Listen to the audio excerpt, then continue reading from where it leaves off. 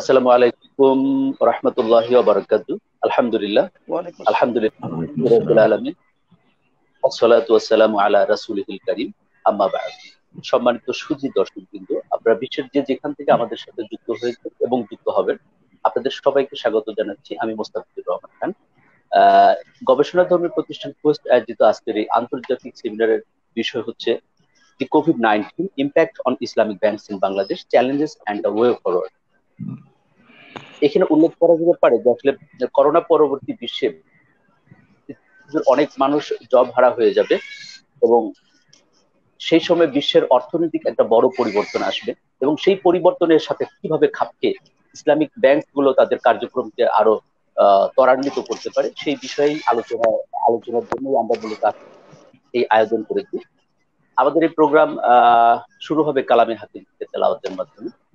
প্রথমে আমি কালামে হাকিম থেকে তেলাওয়াত করার জন্য অনুরোধ করছি কারি Syed Ahmed. السلام عليكم ورحمة الله وبركاته. وعليكم السلام ورحمة الله وبركاته. أعوذ بالله من الشيطان الرجيم.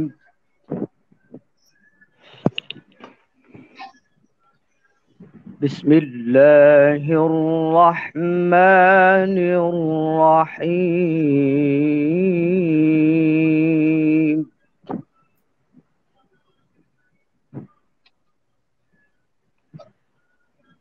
الرحمن علم القرآن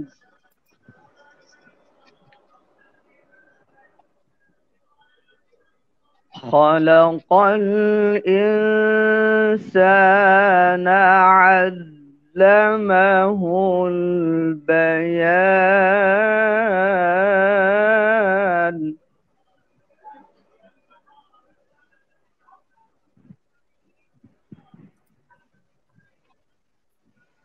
الشمس والقمر بحسبان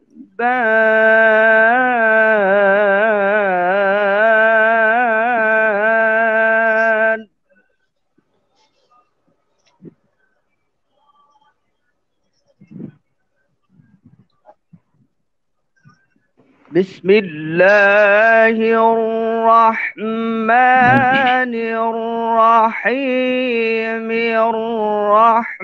الرحمن علم القرآن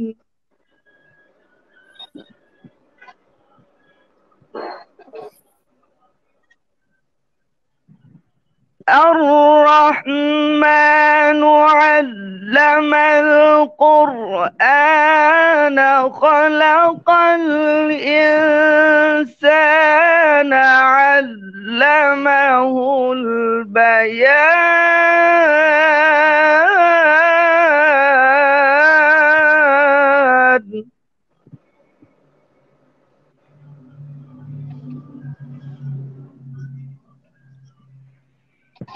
الشمس والقمر بحسبان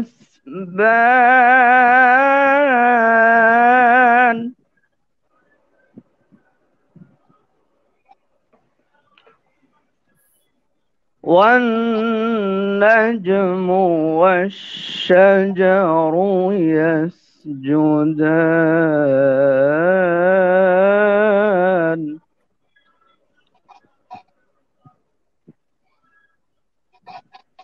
والسماء رفعها ووضع الميزان لا تطغوا في الميزان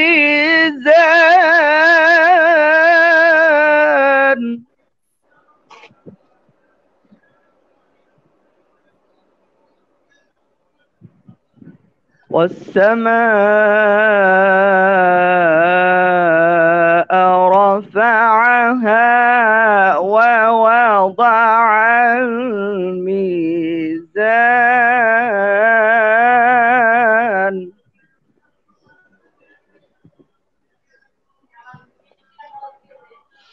ألا تطغوا في الميزان صدق الله العظيم.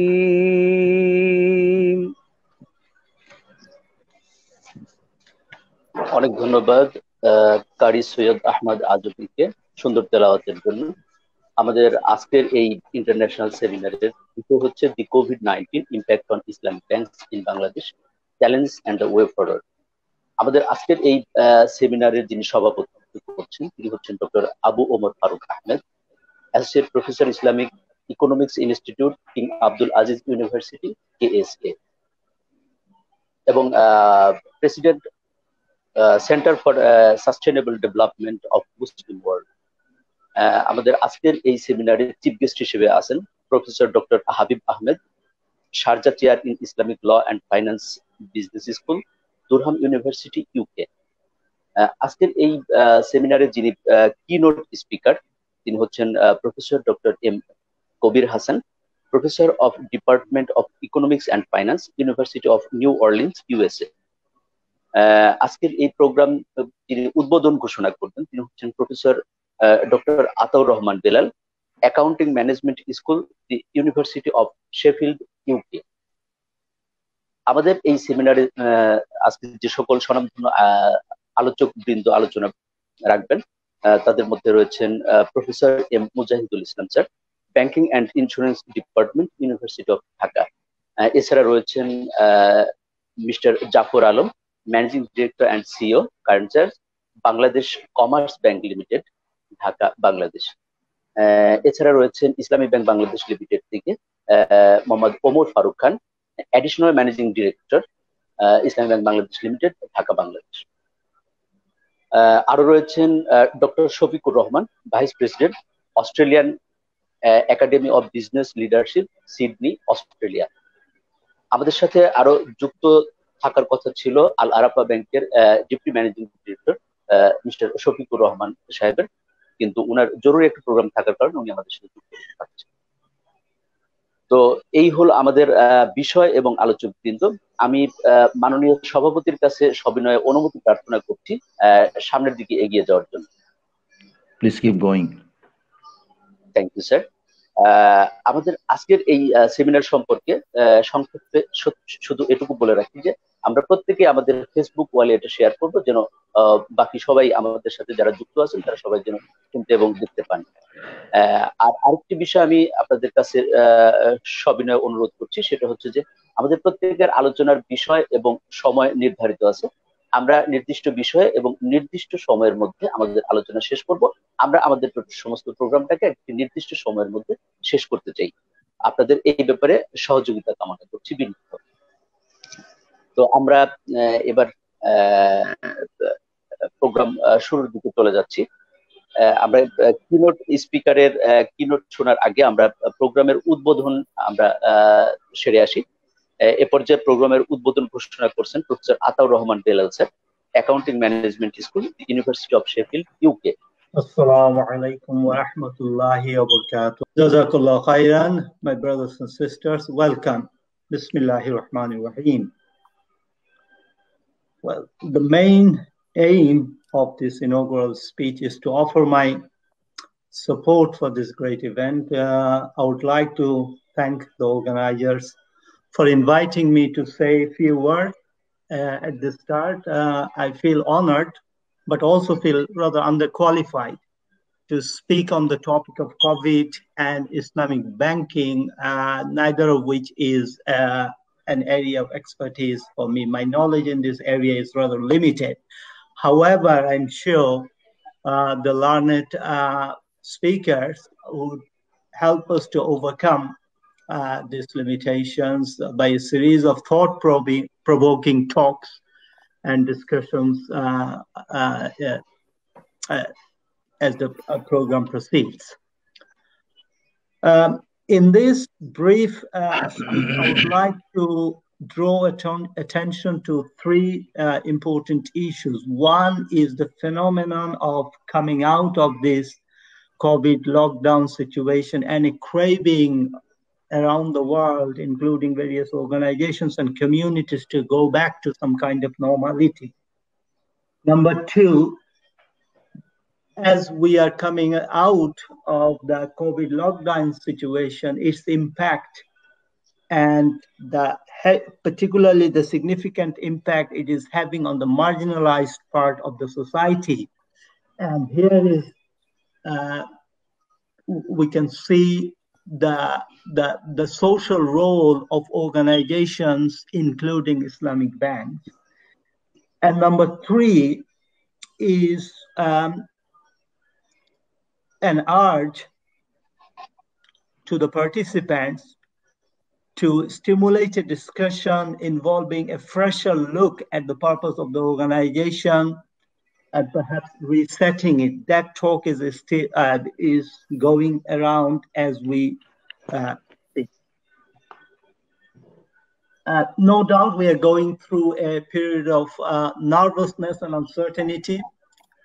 And as I indicated earlier, there is also desperateness in governments and organizations around the world to go back to so-called normality coming out of the COVID lockdown situation, which is understandable as COVID creates significant economic impact in addition to the health impact that we are all feeling now. In both aspects, the impact is generally said to be severe and significant in the poor and vulnerable parts of the society, and the need to be protected at this difficult time. And this is where the social justice role of governments and organizations comes into play, and Islamic banks are no exception to that. As compared to traditional commercial banks, Islamic banks are viewed as organizations with a purpose, which views riba as inherently exploitative. Islamic Bank aspires to work towards a more just and fairer society. In a country like Bangladesh, where social security net is fragile and the capacity of the government is limited, business organizations are expected to fill the gap. As Rajendra Pachauri, the previous chairman of the Intergovernmental Panel on Climate Change, IPCC, as famously known, said, a business cannot succeed in a society which fails. I would like to draw attention of this forum to the social role of Islamic banks and the contribution it can make towards the protection of the marginalized parts of the society who are said to be hardly hit by COVID crisis. In addition to the various challenges thrown at us by COVID, it has also opened up some opportunities for reflection on whether going back to business as usual is the only way. Such calls on resetting the purpose of corporations is coming out from World Economic Forum, but it has been preceded by the work of the British Academy Project on Purpose of Modern Corporations and the revised statement from the Business Roundtable consisting of 180 CEOs of influential US corporations. Basically, the purpose of corporations as the maximization of the shareholders' wealth are being questioned. And there is a talk of more inclusive, stakeholder-based corporations. As a purposeful organization, I would urge the Islamic banks to rise up to this occasion and be part of rebuilding a more just and fairer society which Maqasid al-Sharia demands. I wish the event a great success. Jazakallah khairan. Thank you, Mr. Ataur Rahman Belal sir, for your nice inaugural speech. We're going to Mr. Dr. M. Kabir Hassan to hear the keynote of the seminar. I would like to request Mr. Dr. Kabir Hassan to present his keynote. Sir, please. Assalamu alaikum. So actually I made a presentation and I do not know how much time do I have, but whenever you feel that I need to stop, just tell me, okay? So, sir, 15 minutes. Okay, so you know about the COVID-19. It's very unprecedented, unknown in the human history. So the pandemic has not forced to create a new normal only to people inhabited in a specific geographic location. It is all over the world. And the time will tell. We do not know when it's going to end, and it's very unknown. Now, it has impacted not only financial institutions and the different parts of the economy all over the world. The financial system operated in countries where physical involvement of human was required to most of the activities, though depending on the jurisdiction, some adopted technology to provide different financial products and services. Now, what are the negative impact on COVID-19 on the economy? Of course, it is unfolding every day. The negative impact on it is yet to be fully comprehended as the damage is still going on. And it is anybody's beyond imagination, and the financial system plays a vital role in assisting government and private sector to mitigate the damage it has caused politically, socially, economically to the individuals due to illiquidity issue it has created, as well as major economic activities has come to a halt. It also has caused irrecoverable adverse impact on individuals, companies, and governments. And there is also the domino effect that made it created more demand for alternative financial products and services, and it warrants financial system to operate effectively and fast to provide remedy to uplift their situation, of which the root cause is due to lack of money to fulfill their needs. So, of course, we have this fear of human lives. We have lockdown, economic activity stopped, companies and self-employed lost income, no money for essentials, and government has to intervene. So the way the government has intervened all over the world, including Bangladesh, so you have the fiscal measures, the government spent a lot of money, the monetary and macro financial measures, the government has given different types of incentive to the banking system and to the industry. And there is also some exchange rate and balance of payment measures. Recently, Bangladesh got $732 million from IMF in order to overcome these COVID-related problems. Now, when you talk about the fiscal measures, the emergency pandemic response, like in the United States, they have passed a bill $2.2 trillion. They were given direct money to every individual in the United States. Also, there is a unemployment benefit. They were given money to the small business and then so on. I'm sure the similar type of activities, very similar package is being done all over the world, including Bangladesh. Now, when you come to the monetary and macro financial measures, of course, the Central Bank of Bangladesh probably has reduced the rate and repo and different ways of injecting money to the system. And it is also asking to give moratorium, not forcing the small, medium enterprises to pay off the upcoming loan payment and so on. And also, in many cases, there are also tax benefit given. Now, when it comes to exchange rate, balance of payment, the exchange rate and balance of payment measures for some countries like Armenia, the exchange rate has been allowed to adjust flexibly and appreciated to the pre-pandemic level against the US dollar with no balance of payment or capital control measures have been adopted. So in Bangladesh, fortunately, I just got the news that their foreign reserve is all-time high just 2 or 3 days ago. So in that sense, about $34 billion, we have more than 8 months of imports. So some way we can weather the problem that we are facing. Now, among all this spending, where does the Islamic financial system come into play? Actually, this is also a test case for Islamic finance to show that it is actually a value-based alternative to conventional finance. And you already know what Islamic finance does: prohibition of riba, lawful activities, ethical and moral values, profit sharing, prohibition of gambling, prohibition of speculation.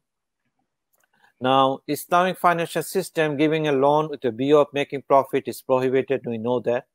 It is structured using Islamic commercial contracts based on sale, lease, partnership, where an underlying asset or real economic activity is used as a means to generate profit.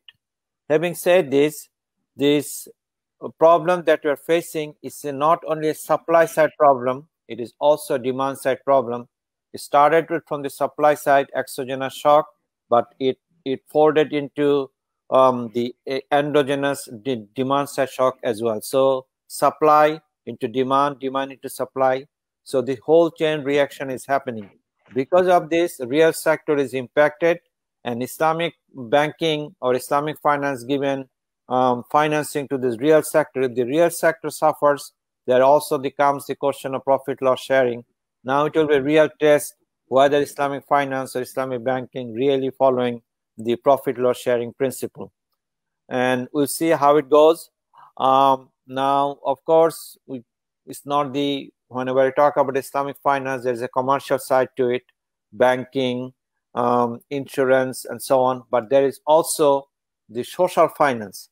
I think nowadays, Islamic bank has to follow through the conventional, we do not have a separate banking law in Bangladesh. So whatever this Central Bank of Bangladesh provides guideline, they have to be within this guideline, they have to follow through.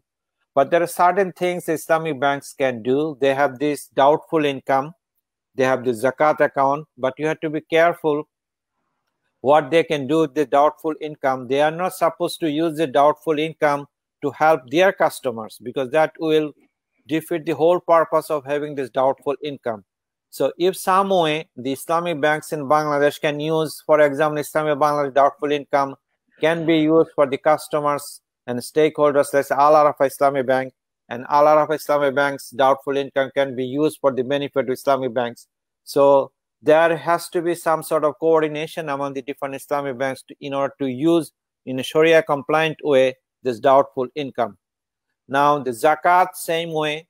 Zakat you cannot use in order to benefit your own stakeholders. It can be used, the stakeholders, for the other companies or other banks or general public and so on. So these are some of the Sharia issues. The Sharia board has to really deal with this, how to take care of this thing. Now, the most important thing that really Islamic finance can play a big role is the social finance. We have the sadaqah, we have the waqf, we have zakat, and the zakat, the concept of zakat has been also brought into United Nations Sustainable Development Goal, and they want to integrate the Islamic social finance in order to eradicate poverty and so on. And right now, a lot of people have become overnight poor, and we have to take care of these people. And Islamic banks can probably use their, this foundation money or the trust fund for doubtful income for these activities. Now, there has to be studies done too. The scholars should come back, to study what will be the impact of this COVID on Islamic finance industry and what will be the future direction of this thing. So one important reason why this study is important is because it is believed that COVID-19 will prove the practical difference between Islamic and conventional financial system. So we always claim that we are different, but this is the time to show that we are really different. Year 2008 and 9, our Islamic finance industry was not impacted by that much because we are not, by its very nature, the business model was different. We are not into structured finance. So we are not really impacted, and the size of the industry was small. Because of this reason, we probably were saved. But the Islamic finance industry is about 2.2 trillion, is growing. So now we have to really show our real fit, that actually we are really value-based finance. So advantage Islamic financial system provides in terms of risk sharing by using underlying asset and real economic activities to make profit. Now, Islamic banking differs from conventional banks. Of course, if a moratorium for a period is granted, to customers of an Islamic bank, no extra charge could be taken. So right now, a small business is suffering, our RMG sector is suffering. So because of this, now Islamic banking from the Board of Governors standpoint, and also in conjunction with the central bank, whether they can give this relief, and if they give this relief, they cannot really charge extra. If they do, that will be tantamount to riba. So we have to really take care of this very carefully. How about the takaful? Demand for claims has increased. As a result, the surplus in the risk fund of the contributors will go down. Liquidity takaful institution might be affected. As a result, there will be less money to be invested, slowing down the growth of Islamic capital market. Re-takaful companies will also be affected. Granting delay to pay takaful contribution could be one of the way of going. Now, Islamic money market and ICM, Islamic capital market, will be affected as well. If for example, the Bangladesh Islamic finance or Islamic stocks are mostly dominated by Islamic banks. If we look at the Islamic banks, stock value is going down. It's not because of non-performing loans, but non-performing loans will increase. As a result, their stock was also affected. At this stage, I think we should really look at very carefully that these two accounting measures they use, like profit equalization reserve, investment risk reserve, and those reserves should be used opportune time in order to have the stakeholders of the Islamic banks in Bangladesh. Now, social finance, as I said, this is the time to use social finance, and some way we have to integrate this thing into the commercial finance so that we can alleviate the logjam and the poverty and the suffering that people are having right now. Now, that is sector in Bangladesh, unfortunately, is not organized. Zakat we give, there is the organized sector. We really do not know how much zakat we can collect and distribute in Bangladesh. There was no authoritative study done in Bangladesh.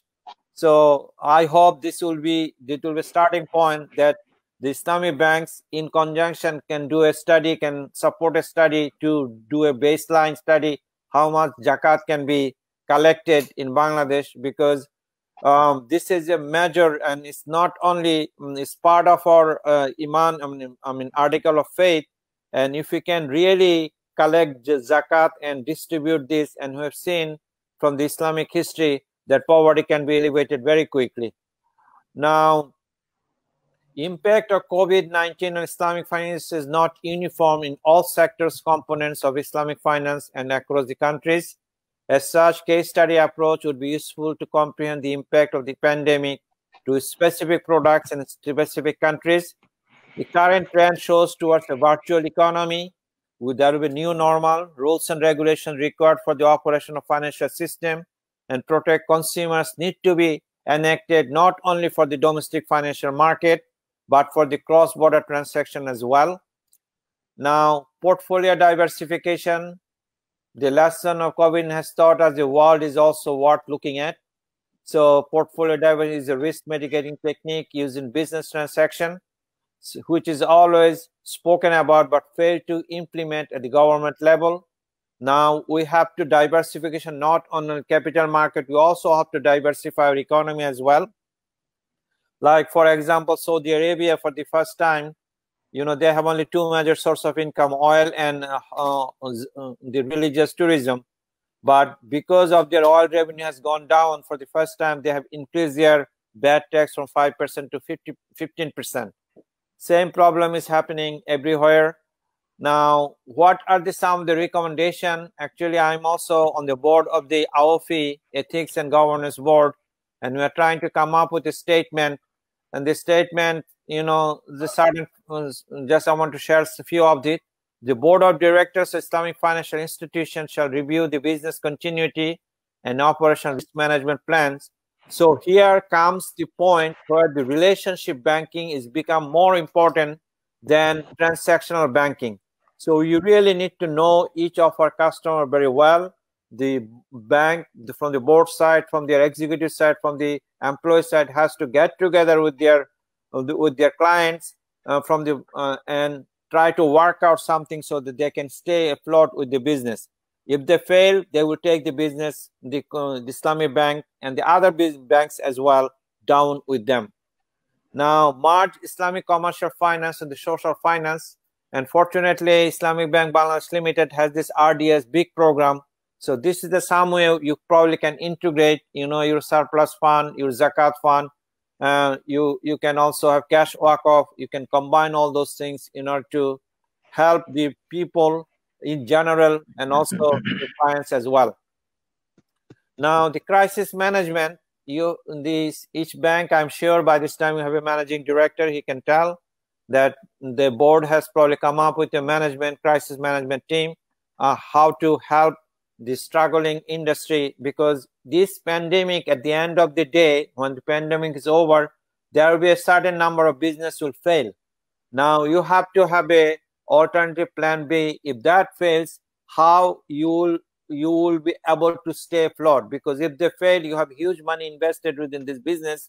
And of course, our RMG sector is affected, and it's a big sector, and a lot of banks are giving their loans to this RMG sector. So we really have to look at and work in conjunction with the government as well too. So it is not the bank itself can withhold or withstand this problem. It has to be collective effort by the government, the banking sector, the central bank, and so on. Now the Sharia also have to play real istihad in this trying time, what is applicable and what is permissible from the Sharia standpoint and what is not. The Sharia scholars really have to give a guidance by this time, in terms of doubtful income, in terms of delaying payment, and whether the, any extra according to what I understand will be riba. So how you can play with this thing, Sharia scholars have to play a very dynamic role during this time. Now, the communication has to be very direct with all the stakeholders, because this time the communication is really important. The level of uncertainty that is happening because of pandemic, somehow we have to reduce it, and only way it has to be more open, more transparent. Unfortunately, Islamic Dr. Kabir has taken, sir. For sir, only 1 minute. Okay. The Islamic finance industry, unfortunately, has been very non-transparent. Now it's the time for them to be transparent. You have to make sure the right of stakeholders, so Islamic financial institution has to be secured from different mechanisms that you have. And finally, the reality of COVID-19 is a multidimensional crisis. As such, research needs to be carried out to understand its impact and the new opportunity it has created.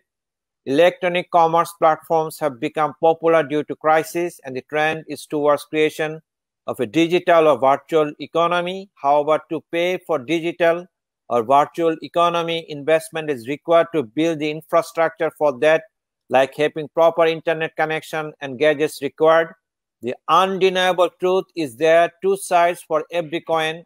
Even for this crisis, there is need to find opportunities. Hopefully, there is no doubt that every crisis will provide opportunity to grow, and the power to identify them lies in positive thinking fused with innovation.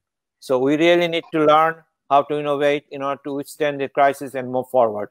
Thank you very much. Mr. Umar Faruq Khan.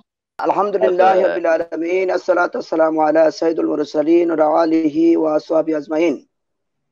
Online international seminar, the COVID-19 impact of Islamic banks in Bangladesh, Challenges and Way Forward, organized by Quest, Honorable Chairman of the session of the seminar, Janab Dr. Abu Umar Faruq Ahmed, Honorable Chief Guest, Professor Dr. Habib Ahmed, learned and respected keynote speaker, Professor Dr. M. Kabir Hassan, distinguished discussant and other guests. Assalamu alaikum wa rahmatullah. Wa alaikum assalam wa rahmatullahi wa barakatuh. First of all, I give heartfelt thanks to the for organizing such kind of seminar on the contemporary issue. I would like to say in the preface that in World Health Organization first declared COVID-19 World Health Emergency in January 2020, 2020. The infection has more than 6.5 million people in 188 countries. More than 80 countries have closed borders, ordered business into close. The UNCTAD, the United Nations Conference on Trade and Development, UNCTAD, its preliminary estimate indicates a shortfall of $2 trillion global income. The IMF estimates that the increase on borrowing by governments globally will rise them 3.7% of global GDP in 2019 to 9.9% in 2020. The World Bank said in April commodity markets outlook that this pandemic has driven most commodity prices down and is expected to result in substantially lower price over 2020. According to World Bank, global remittance are projected to decline sharply by about 20% in 2020. Bangladesh's major export destination are some of the countries hardest hit by COVID-19. The overall export of Bangladesh fell by 13.09% to $20.49 billion in the first 10 months of 2019 and 2020 financial year. This downward trend might accelerate in the coming days in the face of cancellation of further export orders. Now I am coming my discussion the impact of COVID-19 Islamic finance industry. The negative impact of COVID-19 on the falling sector or the indicator of the Islamic banks industries, deposit, investment, assets, investment deposit ratio, liquidity, import, export, remittance, income, or the investment income, operative income. Deposit impact. Deposit is the lifeblood of any financial institution. To cover up the financial crisis, depositors will withdraw the deposits, which is very expected in such economic stagnant situations. Investment portfolio of the banking industry is expected to witness big impact due to COVID-19 issue. It is apprehended that demand for banks financing to business will be huge, as the affected industries will require additional funds to boost up their business. Meanwhile, the government has declared different stimulus package. Assets quality of the bank apprehended to be impacted highly due to COVID-19 pandemic. Over the period, non-performing investment of the industry has been increasing trend. Moreover, Bangladesh Bank instructed all banks to stop negative classification of investment up to June 2020, and Bangladesh Bank Association and assets quality of the bank is apprehended to be impacted highly due to COVID-19 pandemic. Over the period, non-performing investment of the industry has been increasing trend. Moreover, Bangladesh Bank instructed all banks to stop negative classification of investment up to June 2020, and Bangladesh Bank Association and Association of Bankers Bangladesh are pursuing the competent authority to get relaxation extended to up to December 2020. Investment deposit ratio, Bangladesh Bank has revised investment deposit limit, exceeding it at 92% for Islamic banks.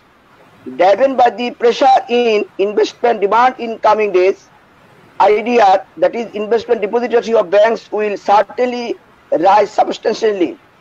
It is expected that the investment under stimulus package will be excluded for IDR calculations. Liquidity management in coming months will be a challenge task for banks.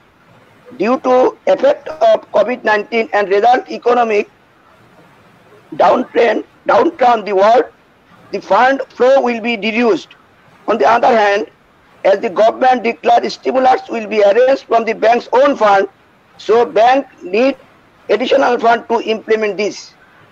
It is likely that Bangladesh Bank may revise CRR, that is cash reserve requirement, and steady liquidity reserve to ensure optimal flow of liquidity to the market. Import of the banks has already been decreased due to disruption of trade business and closure of banks for last 2 months. Due to lockdown in source countries, import of the different Commodities has slowed down, which will continue in next few months. Export sector of the country has already witnessed negative growth following global shutdown caused by COVID-19. Already most of the business have suspended their business operation due to lockdown. Export-oriented industry are losing their confirmed orders as the foreign counterparts business also stopped. Foreign remittance. Due to COVID-19 pandemic globally, expatriate Bangladeshis are facing many problems, including loss of job, earning in Middle Eastern and European countries. So remittance inflow of the country will be decreased significantly. Investment income. Investment income of the banking industry is feared to fall significantly to the impact of COVID-19. Moreover, Bangladesh Bank has fixed rate of investment at 9% with effect from April 2020.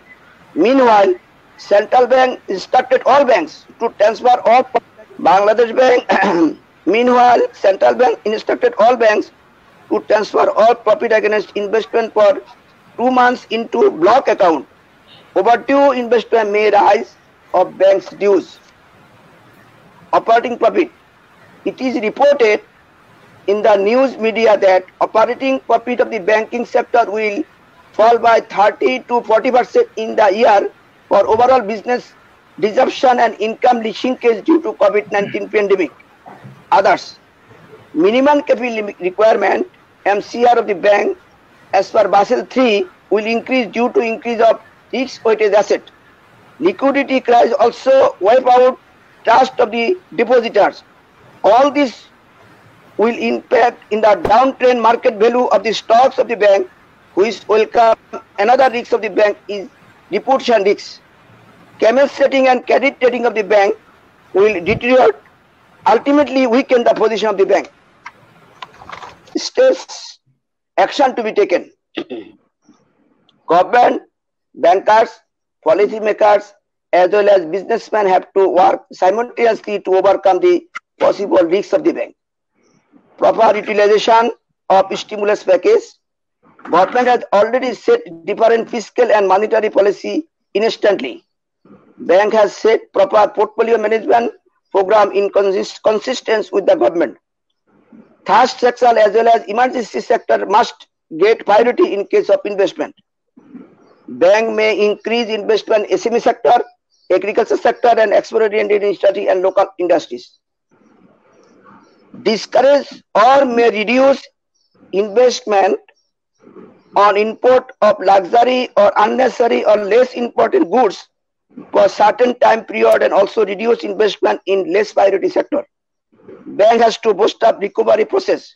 Central Bank may initiate restructure policy of the existing borrowers who are genuinely affected by the coronavirus. Bank may extend the repayment period by resizing the installment considering the borrower present repayment capacity. Different attractive deposit product may introduce to keep in fund flow. Government has to ensure that fund of government, different government, semi-government and autonomous body are deposited in different banks at prescribed rate of the bank. Borrowers should create mentally to repay the bank liability in time. Government has to update the different law and rules relating to recovery. Setting up a plan for recovery the economy for 2 or 3 years.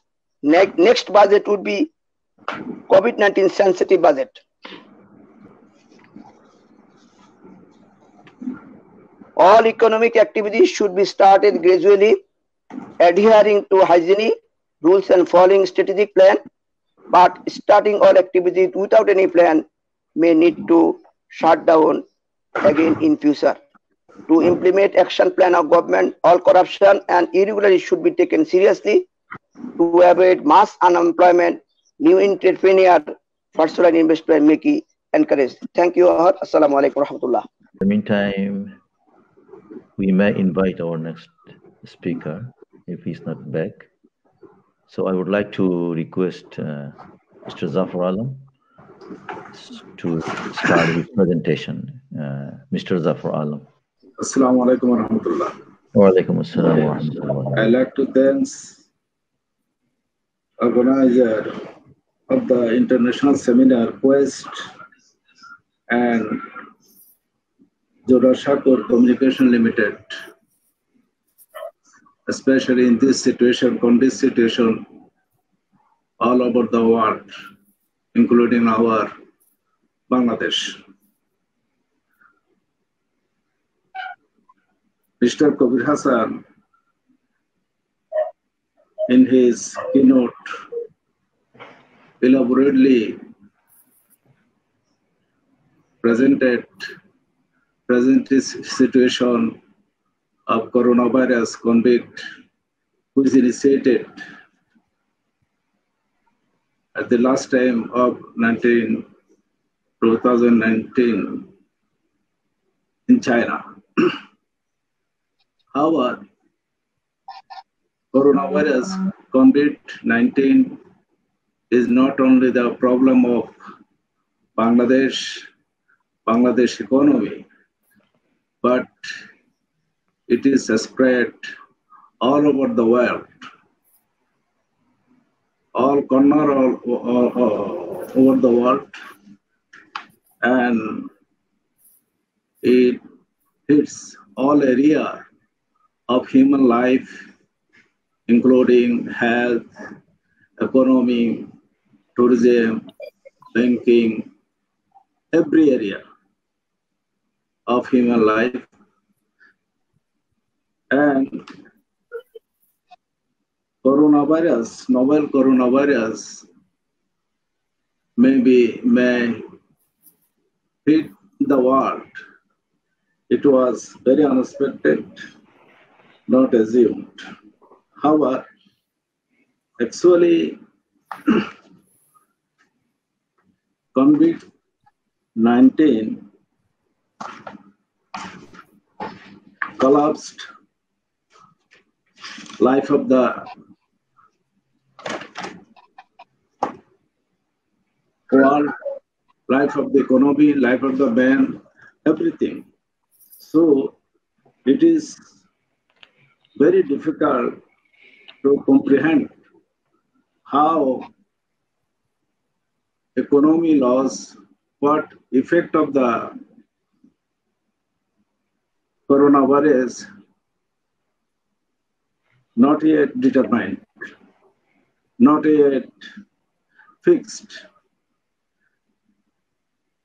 We all know that when it will be ended, nobody knows, including whole World Health Organization and all other thinkers.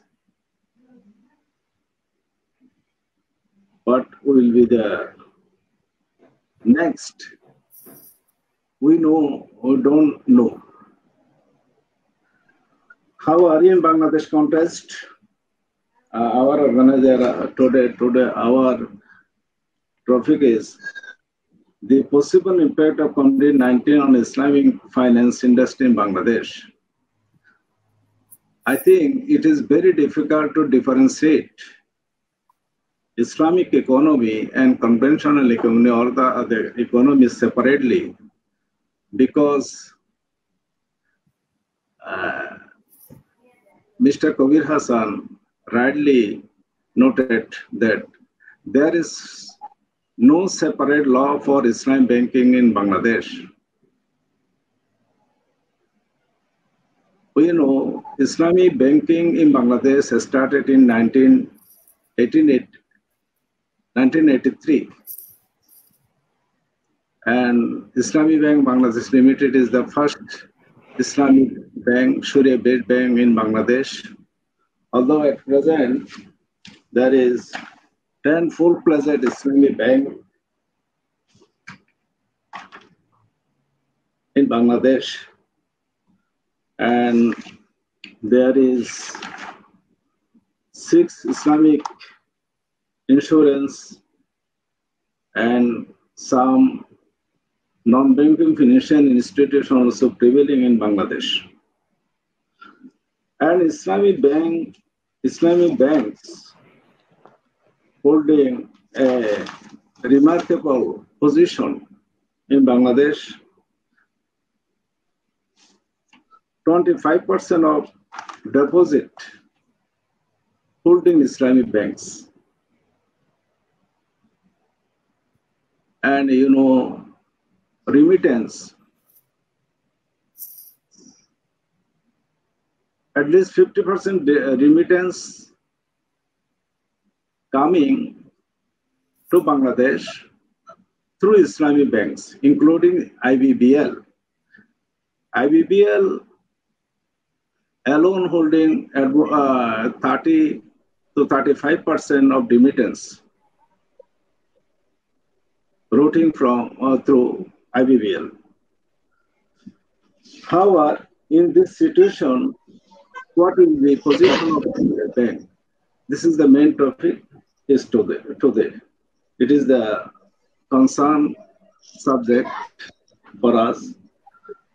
Coronavirus actually deteriorating in all areas, all levels, including banks, all other capital market, money market, health sector, every sector of Bangladesh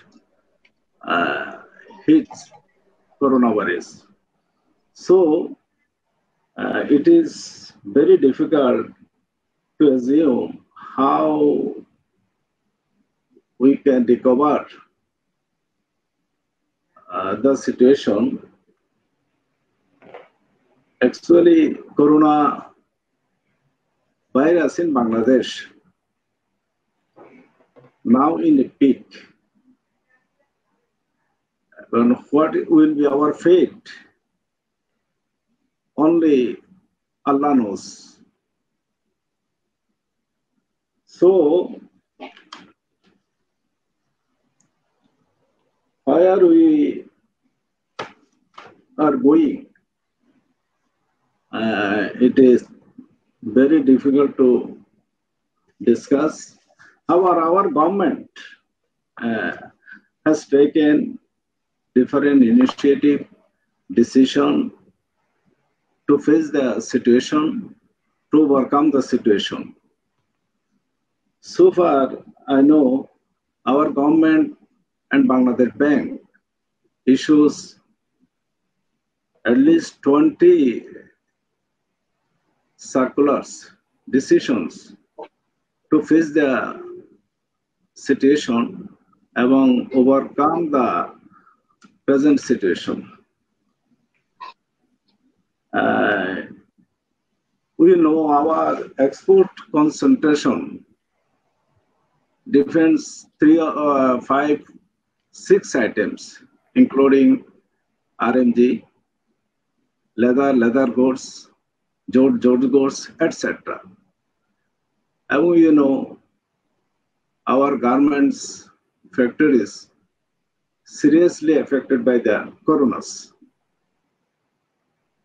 And very recently, President of BGME says job cutting from June, July. It is a very red signal for Bangladesh economy, and it will affect social stability. If garments employee lost their job, our social there is social instability may be occurred. However, Islamic banking today, Islamic banking, there is a Islamic banking has a good aspect because Islamic banking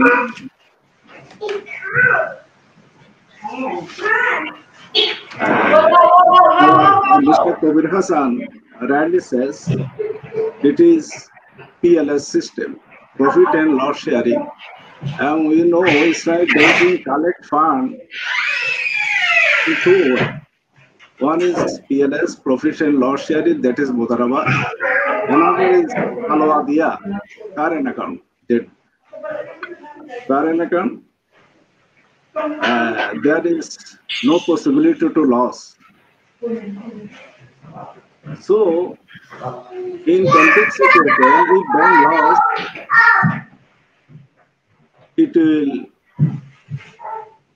participate both client and bank. So, I think Islamic bank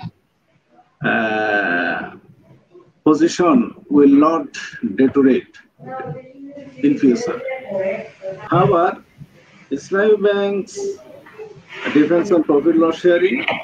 So Islamic bank comparatively will do better in this situation also. However, I like in this situation, I have no time, we have to emphasize on agriculture and agriculture-based industry, because without food, we cannot live. So then we have to emphasize for employment, and government has to take in, we have to take in for employment, not to cut job. And we have to support export, especially as garments, and we have to ensure remittance. Very recently, huge our brothers who are residing outside, they are losing their job. Government has to take in to retain their growth. However, I think this situation will be over by very pragmatic decision by the government as well as banking sector, Bangladesh Bank. We can go and face the situation, inshallah. Thank you very much. Thank you all. Thank you. Thank you, Mr. Jafar Alam sir, for your nice and valuable speech. Now, would like to go to Australia to Mr. Dr. Rahman sir. Rahman sir is the Vice President, Australian Academy of Business Leaders in Australia. Sir, I would like to request to deliver his speech. Please, sir. Assalamu alaikum. Walaikum assalam. Having all these experts in the panel, I do not have the audacity to speak on Bangladesh economy or the Islamic banking sector. However, with some knowledge of corporate social responsibility activities, because I did my PhD on CSR, so I have some knowledge. So I will say a few words how CSR may play some role as an aftermath of COVID-19 situation.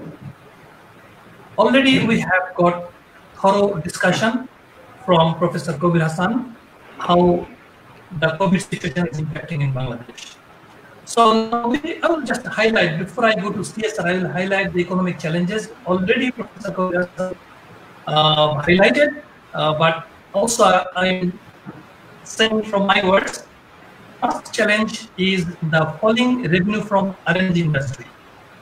The RNG industry is one of the most prominent contributors to the economic development of Bangladesh. It is already confronting a total impact of order cancellation amounting US $1.5 billion.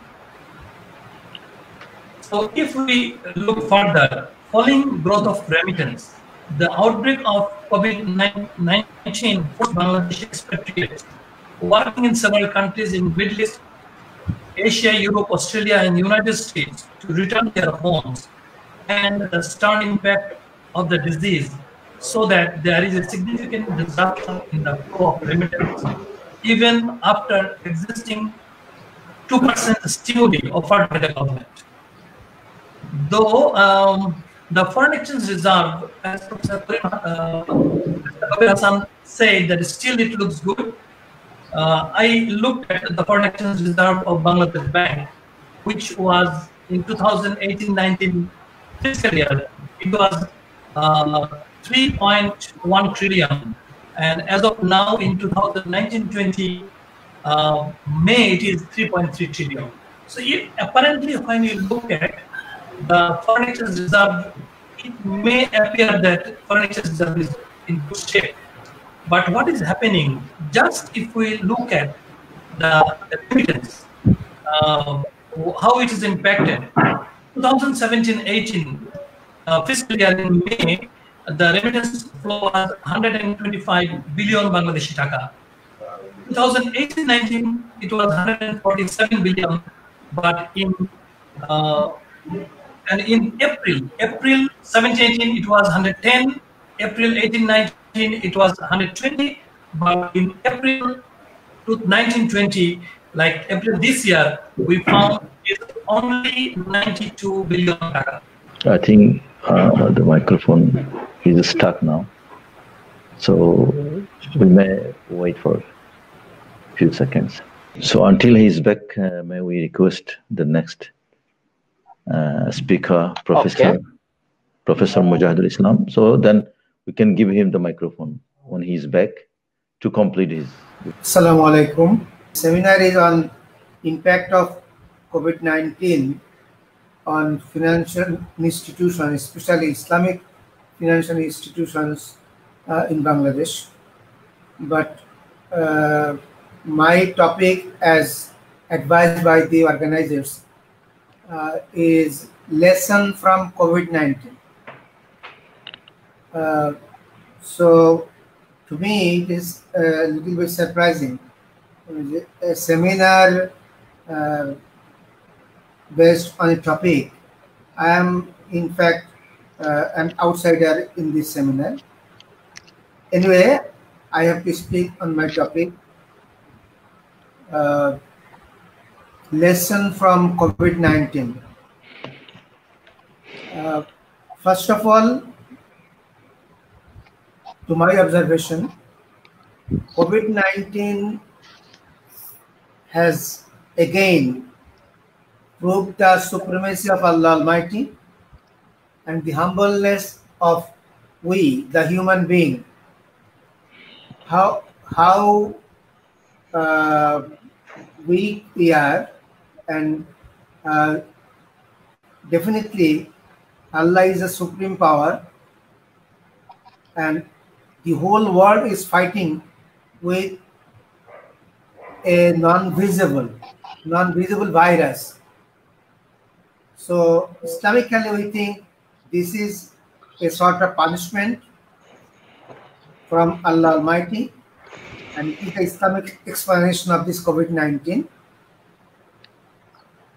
We have to understand Islamically,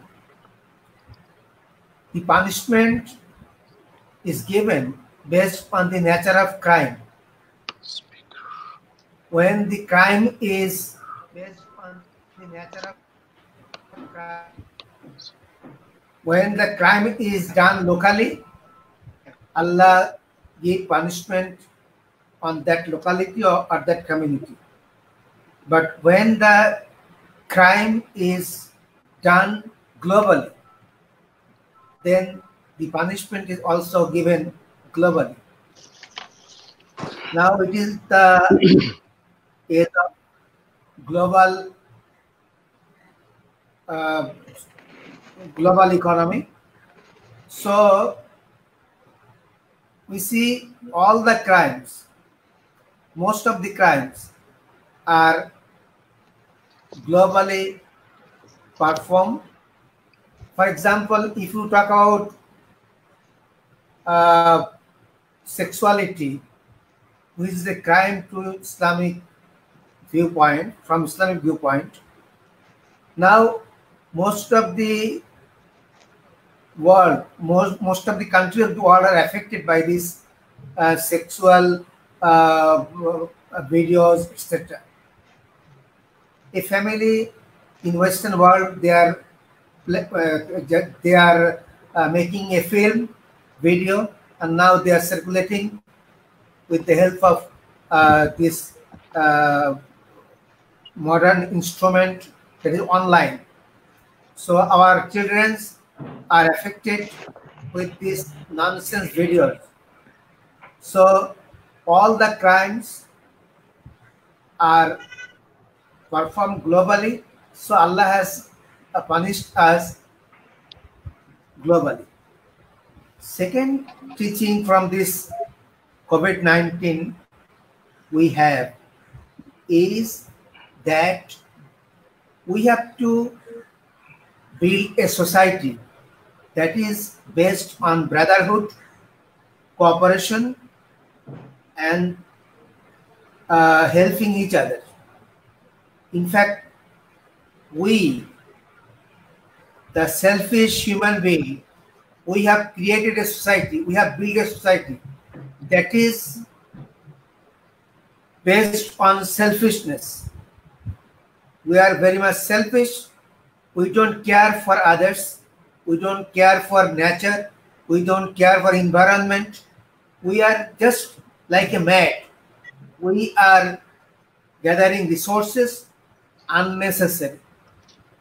So this is a great mistake for individual, for society, and for the whole world. We have to take lesson that we are concentrating well within few hands. Only 5 persons are holding the 50% of the resources of the world.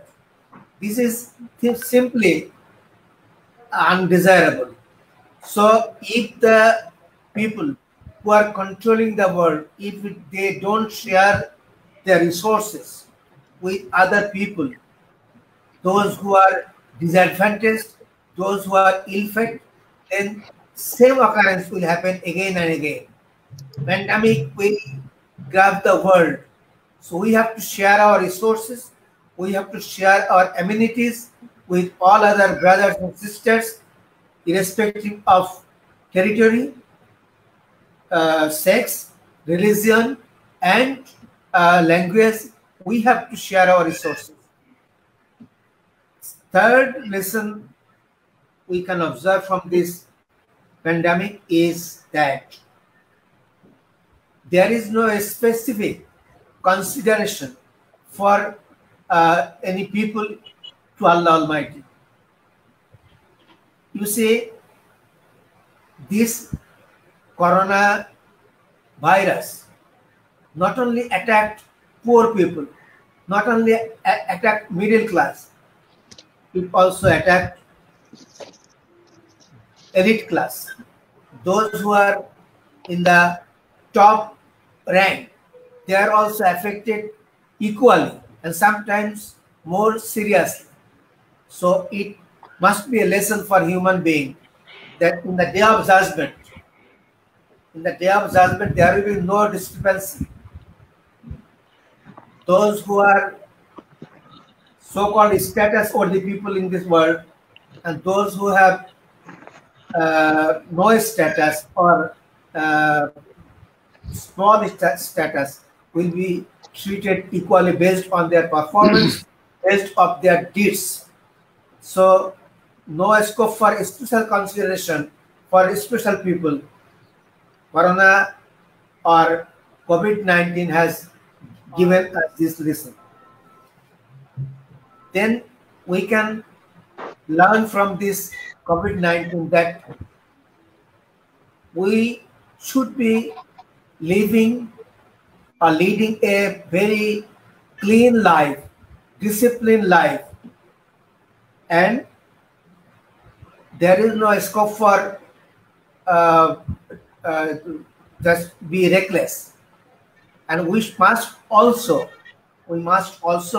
make a difference between halal and haram, permitted and non-permitted or prohibited. Islam permitted foods that are hygienists and that are healthy. But we know there are some nations who don't care, who don't differentiate between halal and haram. And this pandemic, as we are reported, has started from taking prohibited foods.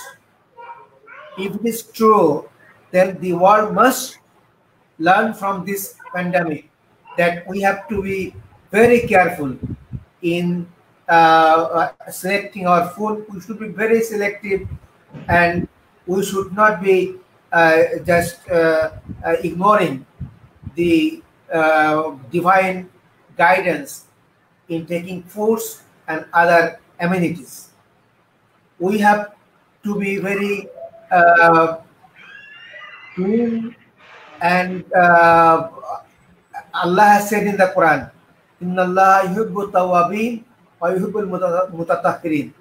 If you look at the rituals of Islam, everywhere, in prayer, in fooding, everywhere, Islam emphasizes on cleanliness. So the world must learn from cleanliness is very much important for safety of our life and the society. If we don't care, Professor Muzahidul Islam, sir. Professor Muzahidul Islam, sir. We are having 1 minute more, please, sir. But you should give the time limit beforehand. Anyway, if we look at the global environment, because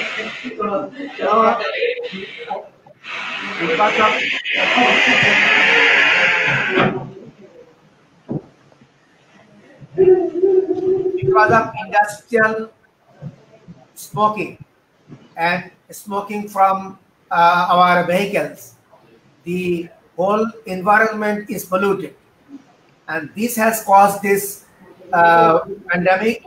So everybody should be very, very careful about environment. And if we don't take care of environment, the whole civilization will be affected. This is the lesson of this pandemic. Thank you all. Thank you very much, Professor Muzahidul Islam, sir, for your nice speech. Now we're going to again Shafiqur Rahman, sir, to finish his remaining speech. Mr. Shafiqur Rahman, sir. Please, sir, please. Thank you very much for giving me the opportunity again. Economic impact is already there, and couple of causes I was telling. One of them was volatility in the capital market. You all know that, like, because of last more than 2 months, the capital market was closed, and even when it opened, the impact we have already observed, that outcome is very, very poor. The transaction and other stuff. And then another issue is constant increase of trade deficit because of our export is now going down, and that will immediately impact on our trade deficit, and it will be high and high. In addition to that, one that is not directly related to COVID, but that is, we are all watching that many investment is going away from China to many countries in the world. But why that is not coming to Bangladesh? Because if you look at Bangladesh's business-friendly ranking, you will find that we are still behind, so that investors do not get much confidence to come to Bangladesh. Also, the last thing, but not the least, is the COVID-19 situation will create further unemployment in Bangladesh. So if we consider all these impacts, now I will talk about how these situations can be addressed. Already, Bangladesh government has taken a number of measures. International organizations like World Bank, ADB, WHO, donor agencies, they are coming forward to assist Bangladesh during this COVID-19 situation. Now I will come to my point. because I told you in the beginning that I will talk about the corporate social responsibility activities of Islamic banks in Bangladesh. 2018, they spent about 400. 2019, they spent about 300 crore. So on an average, every year, Islamic banks are spending 300 to 400 crore. So now the solution is, I personally talked to almost all head of CSRs of Islamic banks in Bangladesh. And they told me that one of the major problem is there is no common forum of Islamic bank CSR initiatives. I repeat, there is no common forum of CSR initiatives of Islamic banks in Bangladesh. As a result, some initiatives they can take jointly and that can give better results. Like there is a disaster in one particular area of Bangladesh and everyone is running there with food, but they may need food, then they may need medicine, they may need shelter.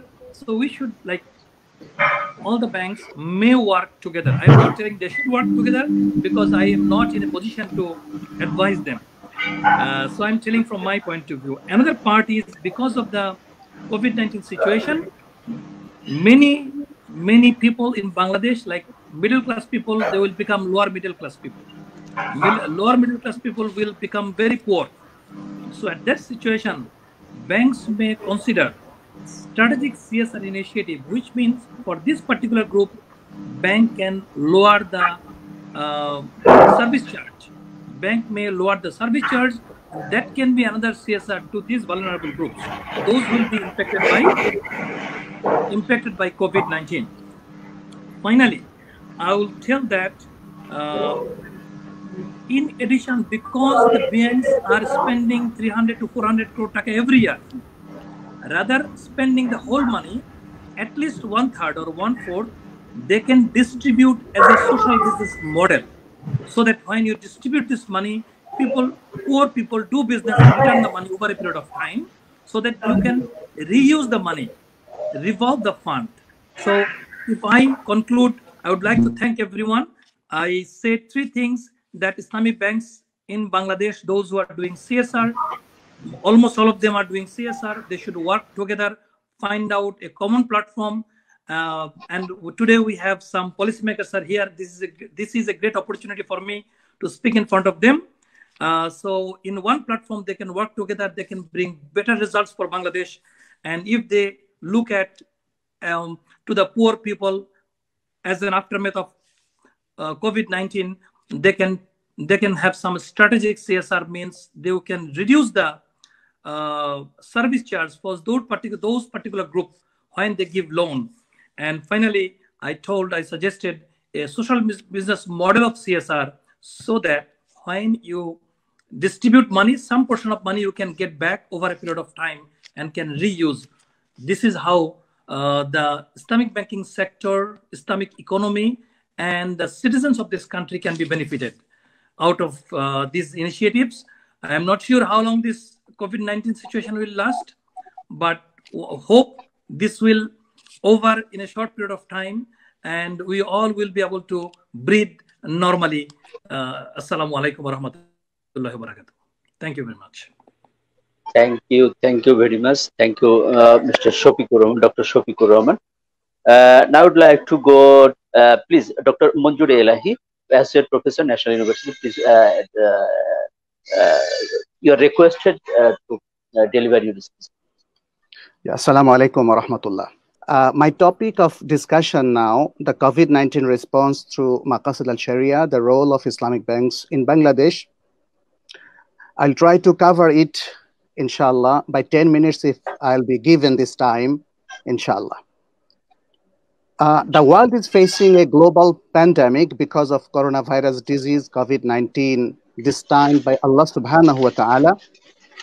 The impact of it at global level is very severe, with 6,702,699 confirmed cases and 393,212 confirmed deaths at 215 countries till yesterday, according to Worldometer. Preservation of life is one of the fundamental objectives of Islam and its Sharia law. it is a goal of everything related to Islam. As the COVID-19 pandemic is primarily an earthly problem, so the efforts for saving, preserving, and promoting the sacredness of human life must spread across all life sectors. Doing so during the COVID-19 pandemic should merely be part of a bigger and perennial struggle. That means that the intensity and scale of the strategies intended to combat COVID-19 should be replicated in other critical life segments as well. We should aim to save and preserve in different ways the human life. Here, from this perspective, Maqasid al-Sharia paradigm can be used as potential response to a COVID-19 pandemic crisis. In general, Muslim jurists agreed that the greatest Maqasid al-Sharia is to serve the public interests of human beings and to prevent harm from them. The main objective of Sharia is governed by the principles and concepts of mercy and guidance, as mentioned in Surah Al-Anbiya, verse number 107, and in Surah Yunus, verse number 57. Thus, all aspects of human life must conform to the objectives of Sharia based on its priorities, namely essentials or al-daruriyat, complementary or al-hajiyat, and embellishment or at-tahsiniyat. Preservation of life is one of the most essential priorities in the objectives of Sharia. According to Ibn Ashur, in his book, Maqasid al-Sharia al-Islamiyya, the objectives of Sharia invariably includes preserving the social order of the community and ensuring its healthy progress by promoting the well-being and virtue of the human being. The most important objectives of Sharia is to establish justice, eliminate prejudice, and alleviate hardship. For Al-Ghazali, the importance of preservation of the aims of the Sharia is the fundamental meaning of maslaha. For that reason, according to Imam Shatibi, maslaha is a principle which concerns the subsistence of human life, the completion of man's livelihood, and the acquisition of what his emotional and intellectual qualities require of him, as an absolute sense, including the administration of justice and worship. So it can be said confidently that solving the COVID-19 crisis are in tandem with the objectives of Sharia and principle of maslaha. In times of harsh conditions brought by COVID-19, policy aids, charity funds can play a vital role, and for some, a lifeline in preserving one's livelihood. The situation may demand the Sharia rules of necessity, which have an inbuilt universality that prevents any division based on race, color, and creed. Therefore, as one of the 5 essentials of Sharia, the preservation of life, regardless whether they are Muslims or non-Muslims, should remain one of the highest priorities of policymakers, institutions, and society as a whole. Now, I want to highlight some challenges of Islamic banks, and then we'll try to recommend some roles for Islamic banks in Bangladesh in this era. The COVID-19 pandemic and economic lockdowns have severely hurt global economic activity. Small and medium-sized enterprises are particularly vulnerable, and many of them are already on the verge of collapse. In these circumstances, Islamic banking system faces some special challenges, particularly in Bangladesh.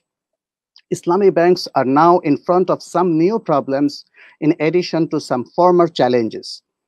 We can conclude them in below. I concluded in 4 challenges. Number 1, while the COVID-19 crisis has created immense human suffering, a diverse and inclusive set of actions should be taken to overcome the present situation.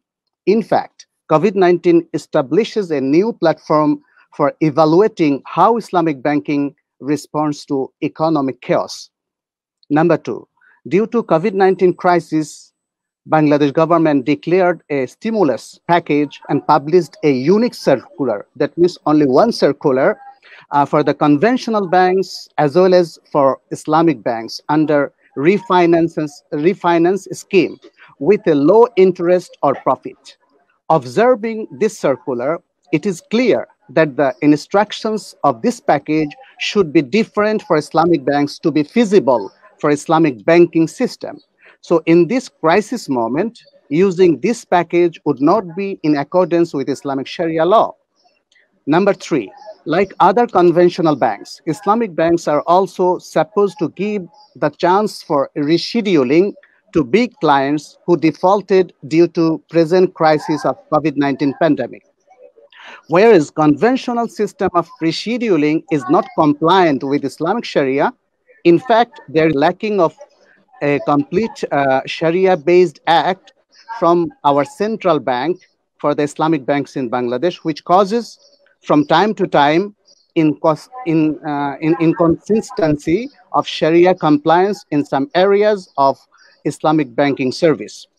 Number 4, all Islamic banks consist of an independent Sharia board intended to oversee and verify the conformity of the bank's behaviors with their interpretation of Sharia law.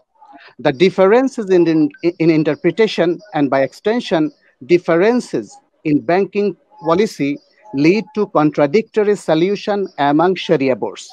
The lack of an overarching body in Islamic banking sector in Bangladesh and the resulting ambiguity of a correct operation of the Islamic bank impedes the success of the system in terms of both its reach and prolonged adherence to the bank's fundamental principles. Now, what can be the role of Islamic banks in Bangladesh in COVID-19 era? Under these dire circumstances, there is an urgent need to explore all possible options to mitigate the impact of the outbreak and reboot economies post-COVID-19. Islamic banks, along with Islamic finance, through its inherent orientation towards supporting the real sector, will have a key role to play. Various Islamic finance instruments can be used to support the recovery force with a particular focus on those with significant or growing Islamic financial sectors. The intermediate priorities identified in the response include economic aids and supports, health system support, inclusive and integrated crisis management, and response and strengthening investment policy with easy and feasible terms and conditions. Islamic banks of Bangladesh can be a part of the COVID-19 response through a range of financing instruments well suited for each stage. The financing of equipment, vehicles, and other sources of livelihood and trade finance are key mechanisms by which Islamic banks and financial institutions can support recovery. Aligning their financing activities with the SDGs is a significant opportunity for Islamic banks. In 2018, the Al Baraka Banking Group launched a collaboration with UNDP that seeks to align over $600 million of its financing portfolio with SDGs in the Middle East, Asia, Africa, and Europe. The coronavirus pandemic makes such initiatives all the more urgent, and especially in Bangladesh also. Impact investing, private investment prioritizing business with social impact can play a central role in the recovery. At last, I'll also recommend that exploring social... Yes. 1 minute. Please say. Okay. Exploring social investments in this pandemic era can be another important role for Islamic banks and Islamic financial institutions and entrepreneurs in Bangladesh. Besides proper use of zakat and waqf tools, social sukuk can be used to overcome the health hazard and to ensure the social development in Bangladesh. COVID-19 has highlighted the need for a paradigm shift on public service and financial disparities. Islamic banks are well positioned to support the overhaul of public financial management systems and the strengthening of health, education, and food security infrastructures as they work to fulfill the objectives of Islamic Sharia to ensure the benefit for the whole humankind. Towards this end, governments and multilateral institutions should explore the potential of pandemic sukuk, a new asset that targets both conventional and Islamic investors. Jazakumullah khair. Wa sallallahu sallam ala nabiyana Muhammad. Wassalamu alaikum. Thank you very much, Dr. Muhammad Manzoor Ilahi, for your valuable speech, and Jazakumullahu khairan fid-darain. Dear viewers, you are watching international online seminar arranged by Quest and JoraShako, and the subject of the seminar is the COVID-19 impact on Islamic banks in Bangladesh, challenge and the way forward. Now I would like to go to UK to our chief guest, Professor Dr. Habib Ahmed, Sharjah Chair in Islamic Law and Finance, Business School, Durham University. I would like to request our chief guest, Professor Dr. Habib Ahmed, to deliver his valuable speech. Please, sir. Thank you very much. Bismillah ar-Rahman ar-Rahim. Assalamu alaikum wa rahmatullah. First of all, I want to start by thanking the organizers for inviting me to this international seminar on an important topic of dealing with the challenges that Islamic banks face and charting out the appropriate responses. As you see, there are two themes to the topic. First, identifying the challenges, and then talking about how to move forward more in a futuristic way. Now, different speakers, including Professor Ataur Belal and Professor Kabir Hassan, and also all the discussants, they have actually covered various issues related to both challenges and way forward. My 10-minute talk will focus on mainly on the way forward in terms of Islamic finance, Islamic banking in the post-COVID area. Now, while the COVID-19 lockdown has created economic and social disruptions, it also gives everyone the opportunity to pause and think how to create a new and better future. Recognizing that the origins of the pandemic lie in human greed and the business models which focus on unabated profits maximization, and also, as was mentioned, on the assault on the environment and nature, which has actually created severe income and wealth inequalities. So the lockdown has now shown that this current model actually is not sustainable and has enormous risks and costs. The pandemic gives everyone an opportunity to change course towards a new model of sustainable development that balances the needs of all humans on the one hand and between humans and nature on the other. Now, in theory, the values and principles of Islamic finance, as was mentioned by different speakers, it provides a framework that can contribute to solving some of the challenges in the COVID-19 era. The overall notion of Maqasid al-Sharia, which was just mentioned, gives Islamic finance social orientation, and the Islamic contractual principles ensures justice, and they encourage risk-sharing financing that are linked to the real economy.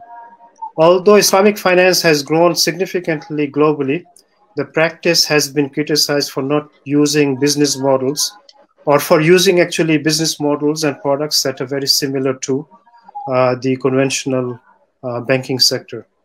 The industry is censored for focusing on increasing shareholders' returns by mainly using debt-based products. So in light of this new reality of COVID-19, given the values and principles of Islamic finance, we can think of Islamic banking playing an important role and lead in contributing to a new model that can help contribute to an equitable and sustainable development model. This would be actually reflecting the values and principles of Islamic finance. Now, from the discussions, we can look forward and identify 4 specific areas in which Islamic banks can play a transformative role in further, in terms of meeting the challenges of COVID-19. The first is the mission. Basically, there is a need to reform the mission. The mission of the dominant banking model is to focus on increasing profits of shareholders. I think this was mentioned by Professor Ataur Belal. The achieving the social and sustainable goals will require redefining corporate purpose to achieve triple bottom line by incorporating not only profit, but also people and planet. While the people component represents social dimension of Islamic banks, and this will be reflected in enhancing financial inclusion and providing financing to micro, small, medium enterprises. The planet component can be implemented by incorporating climate, environmental risks and opportunities in decision making. The second issue, which I think a lot of people talked about, not too many, but some people talked about, was related to the operational issues. And this relates to introducing innovative technology in operational models. COVID-19 has highlighted the role of technology that can play in providing goods and services, and especially in the lockdown. I think the industries and sectors which are basically booming relates to those which are technology based. So in the era of lockdowns and social distancing, we really need to have, in terms of the future, try to incorporate the technology into operational business models. In finance, this would mean going into fintech, and this using technology and fintech will help financial inclusion because the traditional lending models are a barrier for accessing finance to the micro and small enterprises. And Islamic finance can come up with fintech-based solutions to help promote the recovery and improve lives of people in the post-COVID area. The third area which needs to be looked into is the markets. Again, the COVID pandemic has highlighted the structural changes that will take place in the economy. With certain sectors will be actually losing jobs and importance, and there is a worry that some of the jobs which are lost in this pandemic will never come back. And on the other hand, there are other sectors which will gain importance. In particular, sectors that become important will be, for example, the e-commerce, the health sector, and also the green economy. So moving forward, Islamic banks would need to prioritize these sectors and contribute to the economic transformation to strengthen the social fabric and help contribute positively to climate and environment. Finally, the fourth element is to look at the products. One of the key weaknesses of the conventional financial sector is its dependence on excessive debt. Responses to the COVID-19 in most countries have been to provide more credit to sustain the operations of firms. While this will solve the short-term problems of sustainability of these firms, excessive debt is likely to increase the fragility in the longer term. One way in which Islamic banks can resolve the liquidity problems of existing businesses during COVID-19 is to provide equity-type products that can potentially sustain operations during the pandemic and enhance stability in the future. Furthermore, as was mentioned by quite a few speakers, innovative models of blended finance that combines for-profit and philanthropic finance, which includes zakah and waqf, can also be used to help the poorer sections of the population and achieve social goals. After the global financial crisis of 2008, the unique features of Islamic finance were highlighted as possible remedies to the problems of conventional finance that were responsible for the crisis. But instead of providing innovative solutions, Islamic financial sector ended up imitating the same conventional products and models that caused the crisis. The COVID-19 pandemic provides another opportunity to highlight the strengths of Islamic finance to resolve some of the critical problems facing different economies. The question is whether Islamic financial sector in general and Islamic banking in particular will rise to the occasion and come up with innovative models that can solve the financial problems facing humanity in the COVID area. Bangladesh has been actually in the forefront. So Bangladesh has actually been in the forefront of developing innovative models of social enterprises globally. For example, in Islamic banking, the RDS program of Islamic Bank Bangladesh is unique and a good example for other Islamic banks. I hope that the discussions in this international seminar will lead to providing workable models that Islamic banks in Bangladesh can implement, which can serve as examples for the rest of the world. With this hope, I thank the organizers again for organizing this timely event. Assalamu alaikum wa rahmatullah. Thank you for your nice, valuable speech. Dear guests, we are expressing our sorrow once again for breaking the serials of discussions for some technical and other issues. Dear guests and viewers, thank you for being with us. And you are watching online international seminar on the COVID-19 impact on Islamic banks in Bangladesh, challenges and the way forward, arranged by Prof and JoraShako. We are going to our honorable president of the seminar, Dr. Abu Umar Faruq Ahmed, sir. Sir, you are requested to deliver your speech and to announce the ending and conclude the whole seminar. Bismillahirrahmanirrahim. Alhamdulillahi Rabbil Alameen. Wassalatu wassalamu ala nabiyyina Muhammadin wa ala alihi wa ashabihi ajma'in. Amma ba'd. Distinguished keynote speaker, Professor Kabir Hassan, honorable chief guest, Professor Habib Ahmad, respected special guest or inaugurator, Professor Ataur Rahman, dearest discussants, participants, and the audience. Assalamu alaikum wa rahmatullahi wa barakatuh. I think what I'm going to say have already been discussed by the honorable discussants and the chief guest and the main keynote speaker. So I'm not going to repeat them, but if the reference comes, then I will mention, inshallah. So no one could have predicted the unprecedented turmoil caused by COVID-19 pandemic, which has interrupted economies and environments across the globe. And while it would be easy to point fingers at consumer-facing companies caught unawares, what is important now is rebuilding the global trade network by putting into practice the harsh lessons the entire world is forcibly learning now.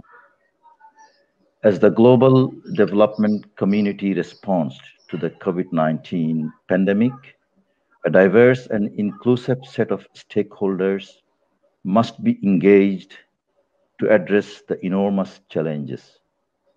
While the crisis has created immense human suffering, it has also sparked worldwide action from institutions and people eager to help. To combat the outbreak of COVID-19 that has severely impacted the world's economy, the Islamic banks and Islamic financial institutions are seemingly considering a more lenient approach concerning their potential headcount reduction unless the crisis deepens further. Islamic finance complies, as our honorable discussion, Professor Munzu Ilahi referred to that, with the maqasid of Sharia, or the key objectives of 4 noble Sharia, These objectives broadly revolve around the protection of faith, life, intellect, wealth, and dignity.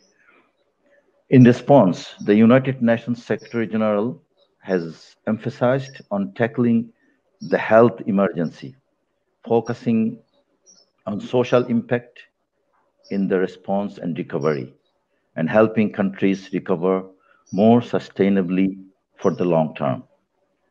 The immediate priorities identified in the response of United Nations include health system support, inclusive and integrated crisis management and response.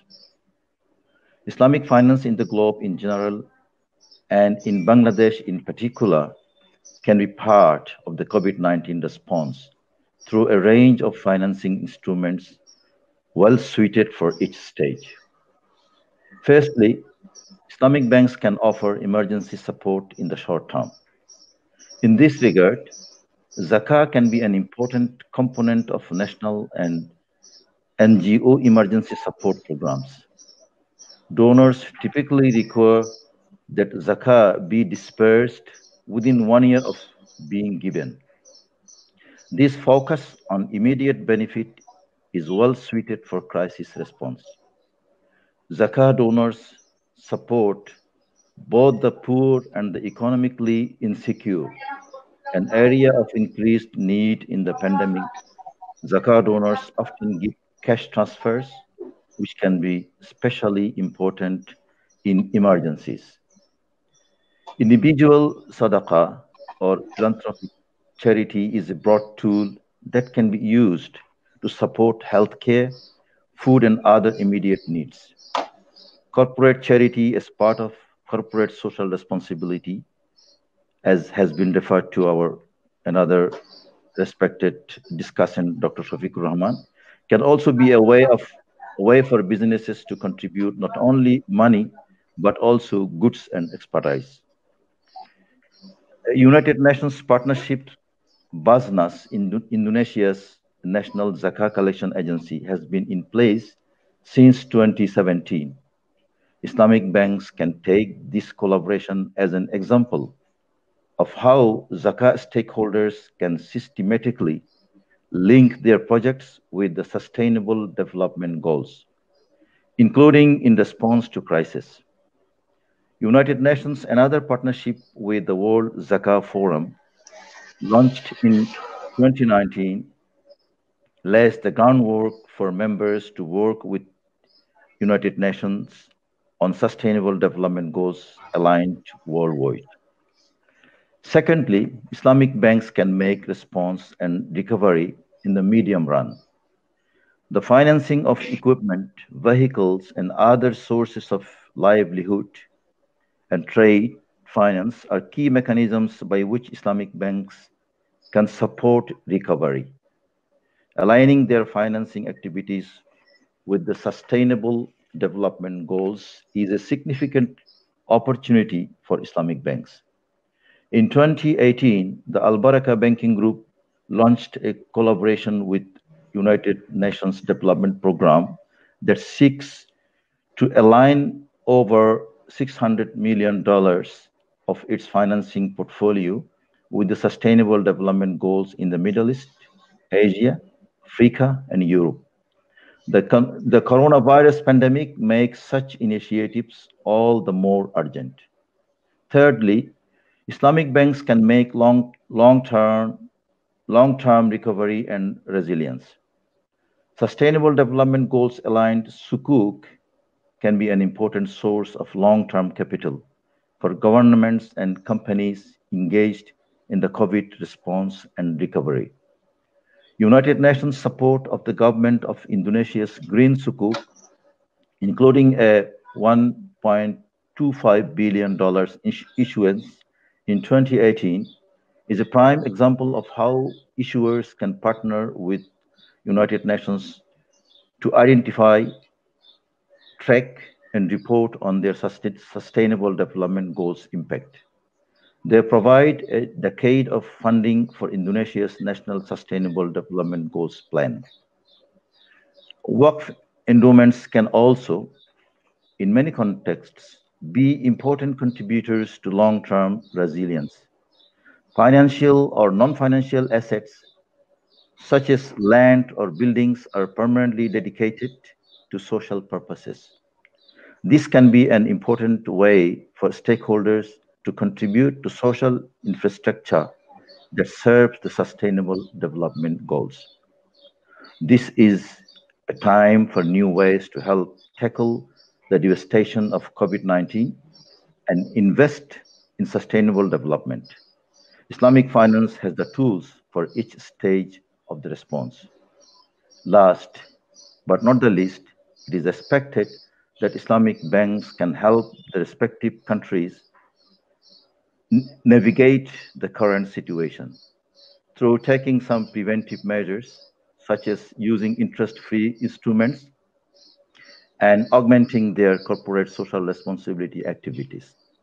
These can be reflected in what I have already mentioned at the outset.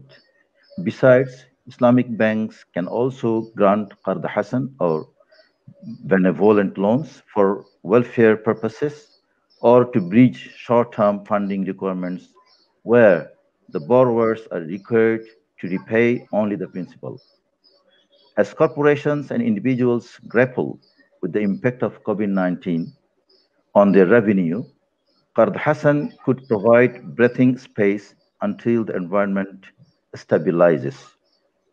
The Islamic banks can also render their help through cash waqf in the current circumstances by providing affordable housing solutions or access to health care and education for people that might have lost a portion of their income, including their jobs.